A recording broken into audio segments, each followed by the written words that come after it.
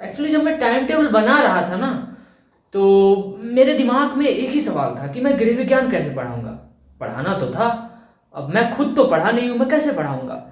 फिर जब मैंने आपका सब्जेक्ट देखा, जब मैंने आपका सिलेबस देखा, जब मैंने एक मॉडल पेपर, 2 मॉडल पेपर देखे, तो मुझे लगा कि ये उतना भी कठिन नहीं है। और ये उतना भी कठिन नहीं है क्यों, ये मैं आपको बाद में बताऊंगा। पहले हम देख लेते हैं, शुरू करते हैं अपनी क्लास। हम आज एक मॉडल पेपर लगाएंगे, ठीक है। 2025 गृह विज्ञान का क्वेश्चन है, मतलब ये पिछले साल आया हुआ है वो क्वेश्चन पेपर है ना। तो हम 2026 में पेपर देंगे।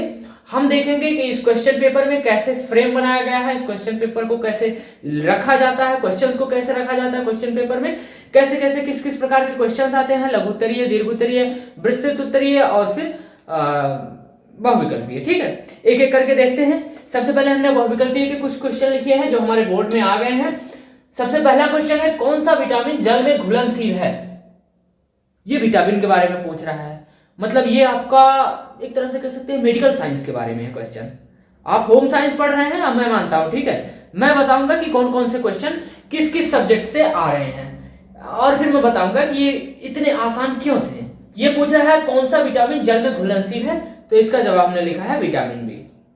सही है, विटामिन बी एक ऐसा विटामिन है जो जल में घुलनशील है। ये चीजें आप याद कर लीजिए। और अगर आपके सब्जेक्ट में, आपके चैप्टर में, आपके मैडम ने, आपके सर ने कोई कॉपी में ऐसा कुछ विटामिन के बारे में लिखवाया है, तो डेफिनेटली आप उस पर बढ़िया से ध्यान देकर देखिएगा, क्योंकि विटामिन के बारे में आ रहा है तो डेफिनेटली आपके क्वेश्चन में भी विटामिन के बारे में आ सकता है। ठीक है, और मैंने देखा है 1-2 क्वेश्चन इसमें से है विटामिन या फिर प्रोटीन के बारे में, तो आप मुझे लगता है शायद इससे बढ़िया से देखेंगे।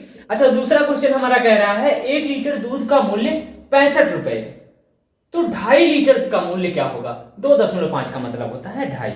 ठीक है, जहां दशमलव कुछ लगाया जाए, 5 लगाया जाए तो वहां 2.5 होता है। 0.3 लगाया जाए, 2.3 यहां लिखा होता है तो 2 लीटर 300 ग्राम। ठीक है, 0.5 लिखा गया है तो 500 ग्राम, इसका मतलब होता है आधा लीटर। देख लेते हैं हम जल्दी से, 65 रुपए का 1 लीटर दे रहा है, तो आधे लीटर कितने का देगा। आधे लीटर कितने का देगा, आधे लीटर तो 65 का आधा हो जाएगा सर। 65 का आधा सर हम निकालना नहीं जानते हैं, 65 का आधा नहीं निकालना जानते हैं, सिर्फ हम 60 का आधा निकालना जानते हैं। तो 60 का आधा पहले निकाल लो, फिर बचे 5 का आधा निकाल लो, फिर दोनों जोड़ लो। 60 का आधा 30 हो गया, 5 का आधा 2.5 हो गया, 32.5 हो गया। हमने आधे लीटर का निकाल लिया, लेकिन इससे काम नहीं बनेगा। हम 2 लीटर का निकालेंगे तब हमारा काम बनेगा, और जब दोनों को जोड़ेंगे तब काम बनेगा। जब दोनों को जोड़ेंगे तब काम बनेगा। और हम 2 लीटर का निकालेंगे तो 65 का 2 गुना कर देंगे सर। 65 का 2 गुना तो 130 होता है, ये तो बड़ा आसान था। 130 और हमने आधे लीटर का निकाला था 32.5।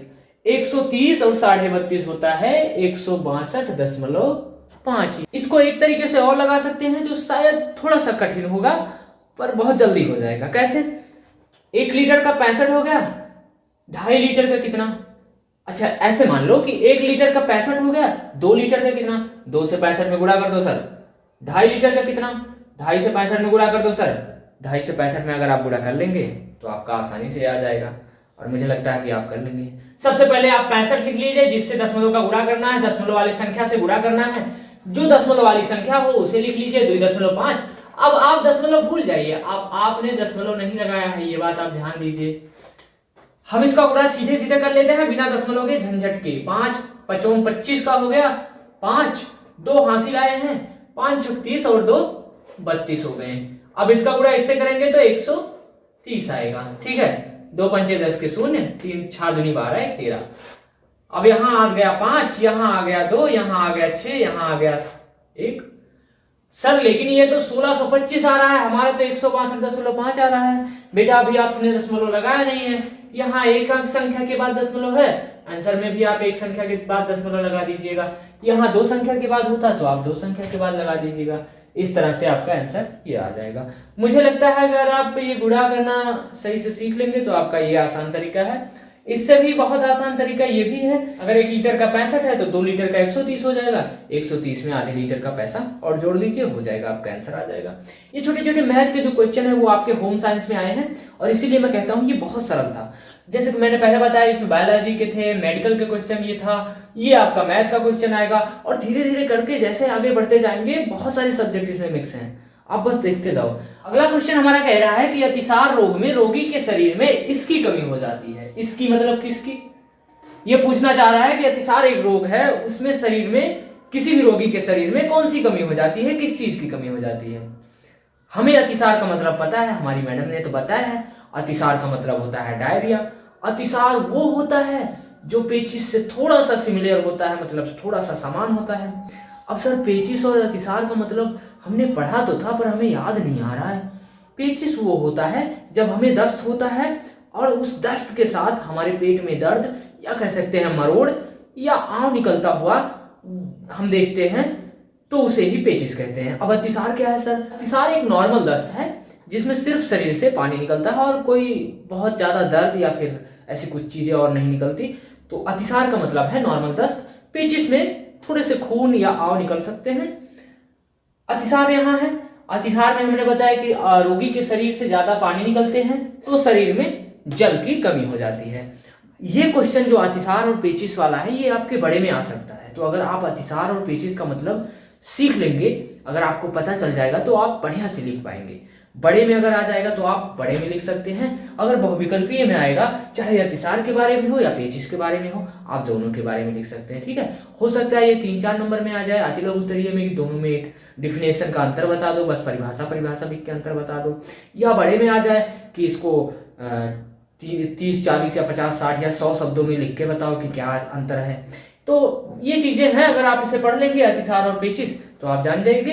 इसको याद रखने का थोड़ा सा सटीक तरीका ये होगा कि अतिसार एक नॉर्मल दस्त है और जो पेचिश है वो थोड़ा सा खूनी दस्त है ना।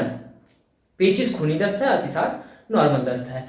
अच्छा, अतिसार को डायरिया भी कहते हैं, ये भी बात आप याद रखिए। चलिए आगे बढ़ते हैं। आगे है आदर्श बजट माना जाता है। आदर्श का मतलब ही बता दीजिए सर पहले। आदर्श का मतलब ही नहीं पता हमें। आदर्श का मतलब है, मोटे मोटे तौर पर देख सकते हैं, अच्छा। आदर्श का मतलब आप मान लीजिए कि अच्छा। आदर्श का मतलब सर आपने अच्छा बता दिया। अच्छा बजट किसे माना जाता है? हम देख रहे हैं अच्छा बजट तो इसमें संतुलित बजट लिखा है।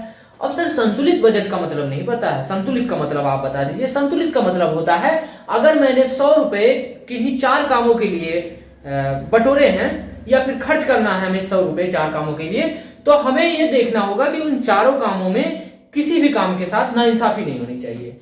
उन सारे कामों के लिए जो भी आवश्यकता हो, जो भी हमारे बजट में हो, जो भी एवरेज हो, जो भी औसतन हो, उन सारे कामों के लिए वो पैसे इस्तेमाल किए जाए। ठीक है, आगे बढ़ते हैं। आगे है कौन सा अंग श्वसन तंत्र का भाग नहीं होता? ये तो बहुत आसान है सर, हमें पता है सर।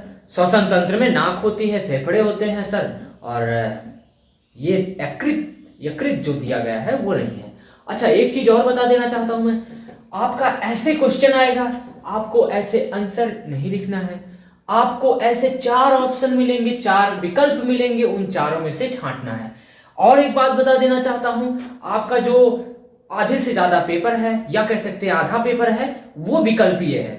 तो विकल्पीय क्वेश्चन में क्या होता है, विकल्पीय प्रश्न में क्या होता है, ये आपका नॉलेज टेस्ट करता है।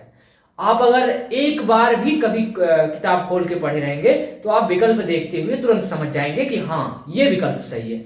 तो अगर आपने अभी तक कुछ नहीं पढ़ा है, या आपको लगता है कि आपने बहुत पढ़ लिया है, या आपको ऐसा लगता है कि ये तो गृह विज्ञान है, मुझे तो आता है, तो आप एक बार वैसे रिवीजन कर लीजिए।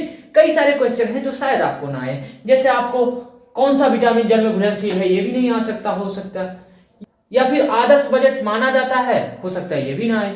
मतलब ये तो बेसिक है, कई सारे क्वेश्चन ऐसे भी आ जाएंगे जो शायद आपको ना आए।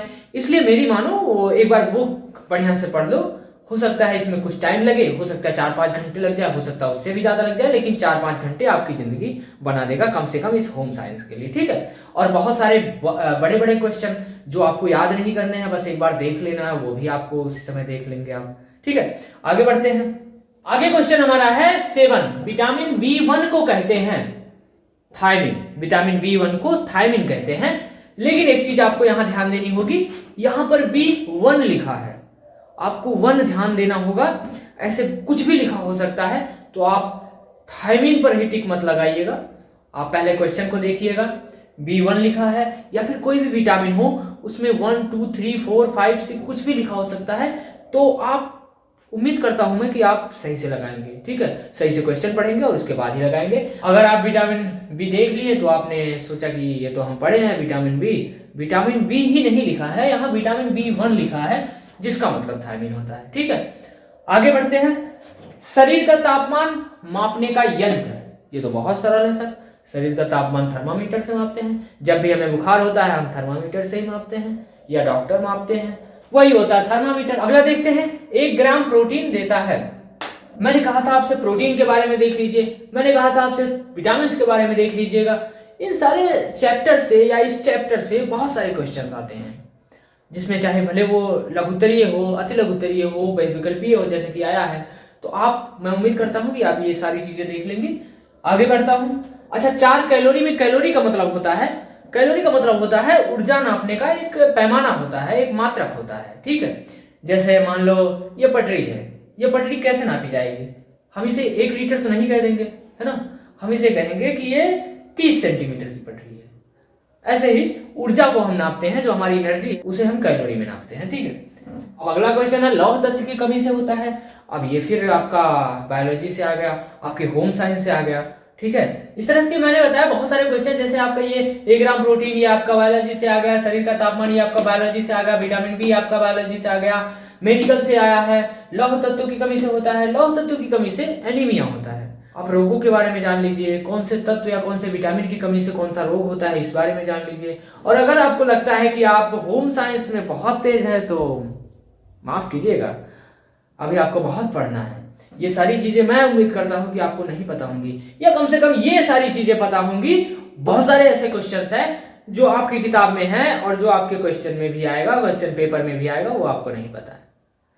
तो मैं उम्मीद करता हूं वो सारे क्वेश्चन छोड़ दीजिए जो आपको आते हैं, जो आप बना के लिख सकते हैं।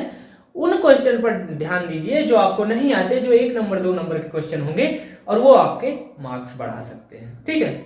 आगे बढ़ते हैं। आगे है, मानव शरीर में पसलियों की संख्या कितनी होती है? ये पूछ रहा है, मानव शरीर में पसलियों की संख्या कितनी होती है? वो होती है 28, ठीक है। ये फिर से आ गया जीव विज्ञान से। ऐसे बहुत सारे क्वेश्चन है, हमने मैथ भी लगाया, मैथ से भी आया था, तो बहुत सारे सब्जेक्ट से आया है। तो मेरा कहने का मतलब है, अगर आप होम साइंस पढ़ रहे हैं तो आई सल्यूट यू, क्योंकि आप बहुत ज्यादा पढ़ रहे हैं, बहुत ज्यादा चीजें पढ़ रहे हैं, बहुत सारी चीजें, वर्सटैलिटी की चीजें पढ़ रहे हैं। और अगर कोई किसी से कहना पड़े कि हम होम साइंस लिए थे, तो सर उठा के कहिएगा, गर्व से कहिएगा, क्योंकि होम साइंस सबके बस की बात नहीं। अच्छा, तुम खुद सोचो, एक सब्जेक्ट में इतने सारे सब्जेक्ट मिक्स करके दे दिया है किसी के बस की बात? एक सब्जेक्ट तो कोई पढ़ नहीं पाता, इतने सारे सब्जेक्ट कैसे पढ़ पाएगा? और आप ये सारी चीजें पढ़ रहे हैं। अगला क्वेश्चन है, विश्व शौचालय दिवस कब होता है? कई सारे दिवस के बारे में भी पूछ सकता है, आपको दिवस के बारे में भी पता होना चाहिए। मैं कहता हूं ना कि अगर आपको लगता है कि आप बहुत पढ़ लिए हैं, आपको आता है, क्योंकि होम साइंस तो घर का काम है, घर का काम लिखना होता है, आप गलत हैं। बहुत सारी चीजें ऐसी हैं जो आपको नहीं पता है। यहां विश्व शौचालय दिवस है, आपने यहां देख लिया 19 सितंबर। क्या विश्व शौचालय दिवस 2025 में आया था? 2026 में वही आएगा? नहीं। मेरा ये पढ़ाने का मतलब है कि आप कॉन्टेक्स्ट समझ जाएं कि कैसे, किस फॉर्मेट में आपका क्वेश्चन आता है। और यहां अगर आपको विश्व शौचालय दिवस के बारे में पूछ रहा है तो आप 19 सितंबर लगा देंगे, आप कई चीजें याद भी कर लेंगे जो आप वहां लगा देंगे। आपको एक चीज और ध्यान देना होगा, लेकिन जब आपका विश्व शौचालय दिवस पूछे तो दूसरा लगाना होगा, जब आपको राष्ट्रीय पूछे तो दूसरा लगाना होगा, या अंतरराष्ट्रीय पूछे तो दूसरा लगाना होगा, ठीक है। तो मेरे कहने का मतलब यह है कि मैं आपको डरा नहीं रहा हूं, और मेरे कहने का मतलब यह है, जब आपका एग्जाम हो या फिर अभी जब आप उस चीज के लिए टाइम दे रहे हैं कि इतने दिन हमें गृह विज्ञान पढ़ना है, या जब आपका एग्जाम हो, एग्जाम के पहले 1 दिन 2 दिन की जो भी छुट्टी हो या ना छुट्टी हो, उस 1 दिन में या उस दिन आप मेहनत से पढ़िए। आप ये सोचकर मत बैठ जाइए, ये सोचकर किताब मत रख दीजिए कि हमें तो सब आता है, आज तो गृह विज्ञान है, आज नहीं पढ़ना है। नहीं नहीं नहीं नहीं, बहुत पढ़ना होता है। कई सारे छोटे छोटे क्वेश्चंस होते हैं, अगर एक बार आप पढ़ लेंगे तो आपको याद आ जाएगा। जैसे मान लो ऊन तंतु प्राप्त होता है पशुओं से, अब वहां जाके आप कंफ्यूज हो गए, ऊन तंतु किससे प्राप्त होता है सर? वहां आ गया रेशम के कीटों से। आप कहोगे अच्छा, रेशम के कीट से हम पढ़े थे, रेशम के कीट से रेशम निकलता है, ये भी तो कुछ ऊन ऊन की बात कर रहा है, चलो रेशम पे लगा देते हैं उसी कीट पे, लेकिन उससे तो रेशम निकलता है ना बेटा। इससे जो पशुओं से जो निकलता है वो ऊन होता है। ऊन अगर निकल रहा है तो पशुओं से होता है, और ये आपको तभी पता चलेगा जब आप एक बार अपना सिलेबस, अपना क्वेश्चन, अपनी जो कॉपी बनाए हैं वो एक बार पढ़ेंगे। और मैं बार बार इसलिए आपको बता रहा हूं, ये डरा नहीं रहा हूं, कि आप एक बार क्वेश्चन पढ़े तो आप जो आपकी किताब में कॉपी में लिखा गया है वो एक बार पढ़िए, तो एक बार ही सही, कम से कम एक तेजी से पढ़ते चले जाइए, पर पढ़िए, ठीक है। ये सोचकर मत बैठिए कि आपको सब कुछ आता है, ठीक है। हमने 2 क्वेश्चन देख लिया, आगे बढ़ते हैं। गुड़ अच्छा स्रोत है। गुड़ किस चीज का अच्छा स्रोत है? गुड़ लौह लवण का अच्छा स्रोत है, ठीक है। हमने कहा था आपसे कई सारे क्वेश्चन स्रोत पे भी आ जाते हैं, जैसे विटामिन बी का, विटामिन सी का, विटामिन ए का, इन सारी चीजों का क्या स्रोत है। या ऐसे पूछ लेंगे कि इस चीज से, या मान लो किसी पर्टिकुलर अनाज से कौन सा विटामिन मिलता है, कौन से प्रोटीन मिलते हैं, ये सारी चीजें भी पूछ लेंगे, कौन सा वसा मिलता है। तो आपको ये चीजें ध्यान देनी होगी, और मुझे उम्मीद है कि आपके क्वेश्चन कॉपी में लिखाया गया होगा, आप वहां से पढ़ लेंगे। आज हमारे पास थोड़ा सा टाइम कम है, तो आज हम सिर्फ क्वेश्चन पेपर देखेंगे और ये बताते हुए चलेंगे कि आप पढ़िए, आप अच्छे से पढ़िए, आप ये मान के मत बैठिए कि हमें सब कुछ आता है। आगे बढ़ते हैं, आगे बढ़ते हैं। एटीएस या टिट वैग की सुई किस रोग से बचाव करती है? यहां आया है टिट वैग। वैग का मतलब वैक्सीन का मतलब है, टिट का मतलब होता है टिटनेस। यहां से तो आप यह निकल कर ले जाएंगे, पर अगर मान लो एटीएस ही आ गया, यहां तो 2 चीजें, एटीएस या टिट वैग, एटीएस ही आ गया तब क्या करेंगे? इसके लिए तो आपको पढ़ना होगा, और आप अगर ये मान के बैठे हैं खैर बहुत ज्यादा डरा रहा हूं, चलिए आगे बढ़ते हैं। टिट वैग का मतलब होता है, टिट वैग जो सुई होती है उससे टिटनेस का बचाव किया जाता है, ठीक है। आगे क्वेश्चन है, लाल दवा का वैज्ञानिक नाम क्या है? देखो फिर से केमिस्ट्री आ गई। लाल दवा का वैज्ञानिक नाम है पोटेशियम परमैंगनेट, ठीक है। तो आप लोग एक बार, आप लोग चाहें तो इसे एक बार लिख सकते हैं ना अपने रफ कॉपी में, या फिर जहां भी आप लिखना चाहें वहां पर लिख सकते हैं, और उस दिन आप पढ़ लीजिएगा। एक बार सरफेसली देख लीजिएगा, वैसे भी आप एक बार पढ़ चुके हैं, तो एक बार उस दिन देख लीजिएगा तो ज्यादा अच्छे से आ जाएगा। अच्छा, मैं आपको एक और चीज बता देना चाहता हूं कि अभी ये खंड आ है, अभी हमें बा पढ़ना है, अभी हमें सा पढ़ना है। तो आज खंड आ पढ़ेंगे, आज टाइम थोड़ा ज्यादा हो रहा है, तो कल खंड बा और खंड सा। चलिए एक स्लाइड और देख लेते हैं। सबसे पहला क्वेश्चन कह रहा है हरी मतलब ग्रीन। ग्रीन ट्रैफिक लाइट कहती है, क्या कहती है? जाओ। ये तो हमें पता होगा, हरी लाइट जब जलती है तो हम चले जाते हैं। जब भी ट्रैफिक लगा होता है, जब भी हम किसी सड़क पार कर रहे होते हैं, तो जब हरी लाइट जलती है तभी हम उससे पार करते हैं। या फिर जब हम किसी वाहन से होते हैं और सड़क पर जा रहे होते हैं, कोई तिराहा चौराहा पार करना होता है, कोई बाजार का मेन मार्केट पार करना होता है, तो जब हरी लाइट जलती है तो ही हम पार करते हैं। ये बातें आप जानते हैं। येलो लाइट कब जलती है, पीली लाइट जलती है, तो क्या करते हैं? पीली लाइट जब जलती है तो हमें जाना तो होता है, पर थोड़ा ध्यान देके जाना होता है, इधर उधर देख के, और स्पीड जितनी कम हो सके उतनी। लाल लाइट क्या कहती है? लाल लाइट का मतलब रुक जाओ, ठीक। ये बातें आप जानते होंगे। आगे बढ़ते हैं। आगे वाला क्वेश्चन है, मनुष्य के शरीर में कुल अस्थियां होती हैं 206। यहां एक चीज और जानने लायक है, अस्थियां यहां दिया है। कुछ ही देर अभी पहले हमने पढ़ा था कि मनुष्य के शरीर में कितनी पसलियां होती हैं। देखो यही कंफ्यूज आप हो जाएंगे, पसलियां अलग होती हैं, अस्थियां अलग होती हैं, ठीक है। अस्थियों का मतलब होता है पूरा हड्डी, हमारे शरीर में कितनी हड्डियां हैं। पसलियों का मतलब होता है हमारे सीने में ये जो ऐसे ऐसे करके बना है, उसे पसलियां कहते हैं। आगे बढ़ते हैं। टाइफाइड रोग फैलता है, टाइफाइड रोग साल्मोनेला टाइफी से फैलता है। इतने डिफिकल्ट शब्द हैं और आप कह रहे हैं आपको सब पता है। कैसे मैं मान लूं कि आपको सब पता है। आगे बढ़ते हैं। कार्बनिक पदार्थों की जान जलने से क्या बनती है? ये कह रहा है कार्बनिक पदार्थ जब जलते हैं उससे क्या बनती है? उससे कार्बन डाइऑक्साइड बनती है, ठीक है। तो इस तरह से मैंने खंड आ कवर कर लिया। मुझे लगता है टाइम ज्यादा हो गया है, तो अगला क्लास कर लेंगे। लेकिन मैं थोड़ा सा इसके लिए सॉरी बोलना चाहता हूं कि आप लोगों को आज बहुत तंग किया कि आपको सब पता है, आप पढ़िए। देखो मेरा ऐसा इरादा नहीं था कि आपको बुरा लगे, पर पढ़ना तो पड़ेगा। अगर आप मानते हैं कि आपको सब पता है तब तो और पढ़ना पड़ेगा, क्योंकि आपको उस हिसाब से नंबर भी लाना है। आप पढ़िए, ढेर सारा पढ़िए, अपना बुक पढ़िए, अपनी कॉपी पढ़िए, जो भी लिखाए हैं मैडम सर आपके टीचर वो पढ़िए। आपको टाइम मिलता है तो आप पूरा बुक कवर कर लीजिए, पूरा बुक पढ़ डालिए। कुछ क्वेश्चन ऐसे थे जो मुझे लगे कि डिफिकल्ट है, वो क्वेश्चन मैंने रखे हैं एक दो मॉडल पेपर से, एक दो PIQ से। तो आज की क्लास बस यहीं तक। अच्छा हाँ, एक बात और बता देना चाहता हूँ, इसका जो PDF है डिस्क्रिप्शन में मिल जाएगा, आप वहाँ से डाउनलोड कर लीजिएगा इस क्वेश्चन पेपर का PDF, ठीक है। तो आज की क्लास बस यहीं तक, मिलते हैं कल।